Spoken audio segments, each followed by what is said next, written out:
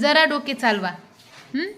तुम्हाला ज्वारी, बाजरी, तांदूळ व मका या धान्यांपासून तयार केलेले पदार्थ खायला मिळणार नाहीत असं समजा. मग तुम्हाला कोणते पदार्थ खावे लागतील याबद्दल विचार करा. ज्वारी, बाजरी, गहू, तांदूळ व मका हे सोडून तुम्हाला दुसरं काय खाता येईल? काय खाणार मग तुम्ही? बटाटे, हा बटाटे, वांगे, नुसते बटाट्याची भाजी अशी अशी खायची चमच्याने. फळं, हा फळं भाज्या खाणार. आणखीन काय खाणार? कधी कधी दूध. हा कधी कधी तेलकट खायचं.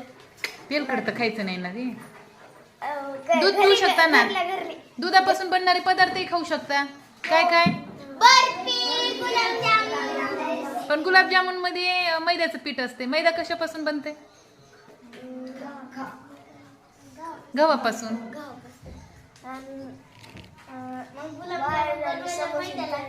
हा म्हणजे तुम्हाला गुलाबजामुन खाता येणार.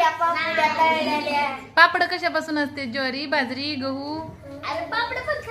पापड पण नाही खाता येणार. आता काय करावं बाई, लेकरांना खायची किती तारांबळ झाली. नुसते काय खायचे?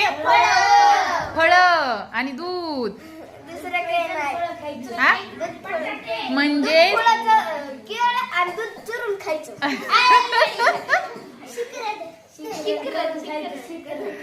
देवा, म्हणजे तुम्हाला उपास धरावं लागेल एक प्रकारचा.